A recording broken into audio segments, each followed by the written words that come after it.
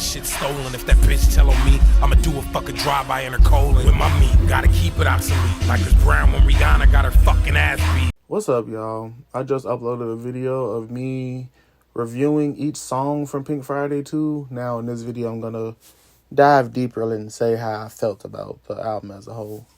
So, like I mentioned in my other previous videos about Nicki Minaj, I was skeptical about this album because from 2018 to now, the singles she's been dropping been kind of, everywhere. Like it didn't seem like there was gonna be a theme with the album. Like there's a lot of songs that she dropped that didn't make the cut on here. The only songs that made the cut, let me check, were Big Difference, Red Ruby the Sleeve, Super Freaky Girl, and Last Time I Saw You. So the songs like Megatron, of course, didn't make it the cut. We Go Up didn't make the cut. Bustin' didn't make the cut. Do We Have a Problem didn't make the cut. So I didn't know like what to expect from this album. Then she dropped the album cover. And I'm looking at it and I'm like, that looks like a mixtape cover. Because it's like, I don't know. Like, her other albums looked like professionally taken. Like, the Photoshop work was just better in all of them. Like, Pink Friday, she was behind a nice backdrop. Roman Reloaded, nice cover. Pink Print, one of my favorite covers. And then Queen, it seemed like she was like in the backdrop too. It just seems like Pink Friday 2, she was behind a green screen and they just edited her into like a train station. And I'm like, I get. And then like all the alternate covers that she showed were way better than the original art, the one that she picked. And I mean, it grew on me, but it still seems like a mixtape cover. And after listening to this album feels like a mixtape as well, which ain't even a problem. That's not a problem. It just, the cover just looked like a mixtape. Cause I'm just like, come on, like you could have did. To me, it felt like you could have did better. But all the alternate covers were better. But she chose this one, and so cool. Some of these songs aren't full songs. Like she has a lot of 2-minute songs on here, barely 3-minute songs on here, which again isn't bad. But it just seemed like,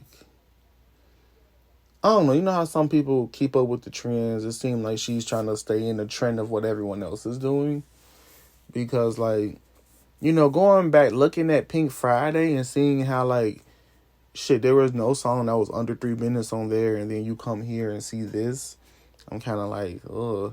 And now, understand that I am a Nicki fan. I've been rocking with Nicki since 2009 when she murdered her Bedrock got my attention, and Roger That reeled me in.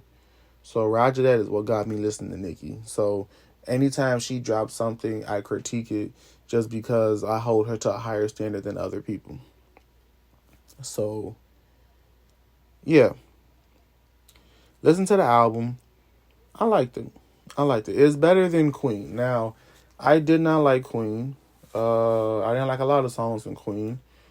Queen did not seem like an album either. Queen sounded like a mixtape because it just didn't seem like there was a theme to that album either. Like Pink Friday, the theme was just like, this is my first album, and her saying like goals and all that, reflecting on life and all that stuff with some fun songs thrown on there. That was cool.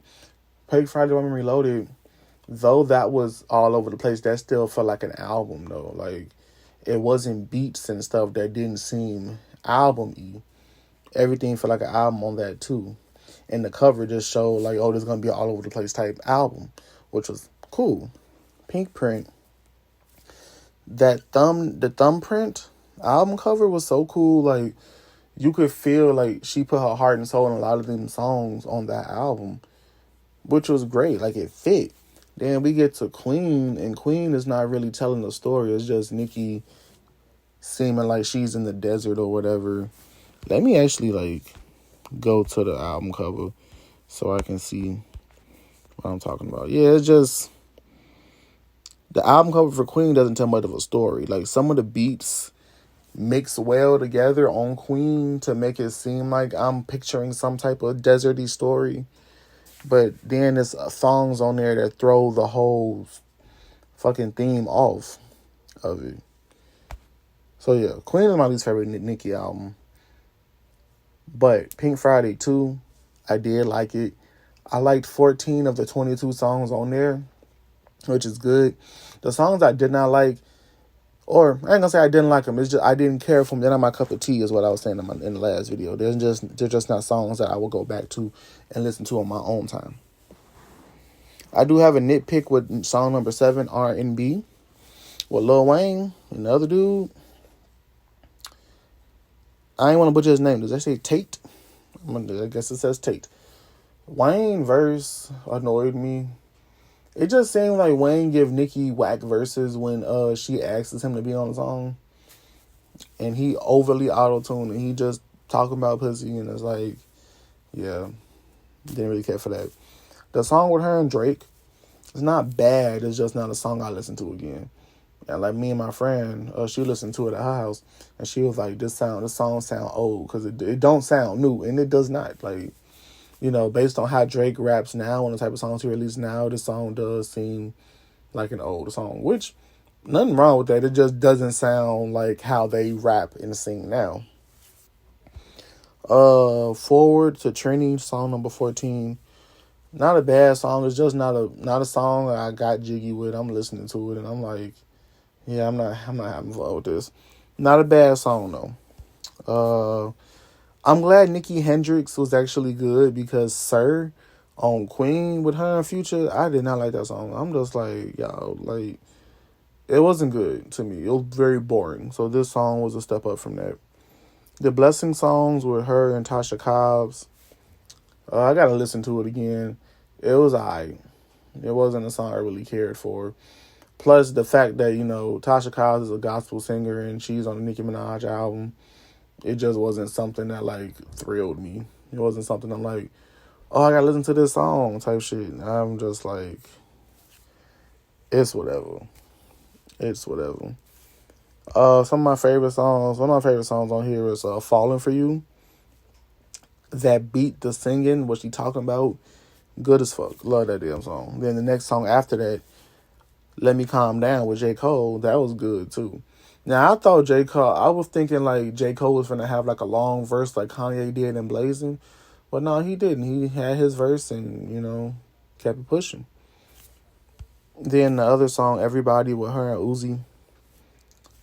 I like that song. It was cool. And then another reason why this felt like a mixtape is because of the samples. So if you ever listen to mixtape Nicki would rap on already existing songs, just putting her own take on the song. So on this album, she was rapping on different beats. Like, the one of them is that White Chick song. I think it's called Move Your Feet. The White Chick song, or they was doing a runway thing. That song, she sampled that. She sampled the Billie Eilish song in the first song. The second song, my friend said she sampled Notorious Thugs, the song with Notorious B.I.G. and Bone Thugs and Harmony. What else she sampled? Like, I don't know all these damn samples myself, but she sampled a lot of songs. And I'm like, damn, that's probably why it took so long for her to, like, get this album out.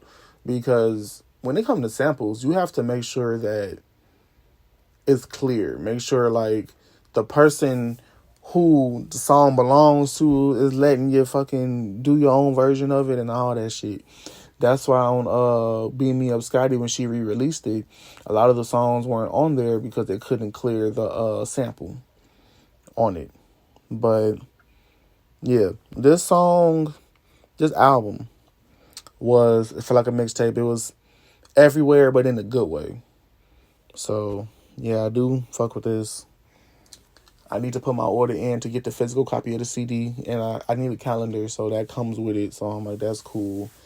And I'm going to go to the concert. Because Queen was so disappointing, I did not buy it. Because I got a physical copy of the other 3 albums. So I got a physical copy of Pink Friday Rum Reloaded, and Pink Print. But Queen, I'm like, nah, I did not fuck with. And I didn't even want to go to the concert because I'm like, if she performing any of them songs from Queen, I don't want to go.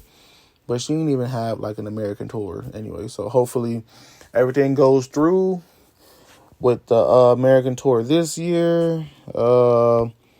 Tell me what y'all thought about the album. It was good. I wish it was more songs, and I wish certain songs were longer. But, you know, with how every artist doing now, with them dropping, you know, an album one day, and then next, just like another week or two, they come out with a deluxe edition like Drake just did. I think Nicki might do that. Because, I mean, shit, everybody doing it, so... And you got to stay relevant somehow, or got to keep the music flowing. So I do hope she does that, so we can hear more songs from what she's been holding within the last 5 years. So let me know what you think of the album. Yeah, comment down below. What's your favorite song? What's your least favorite song?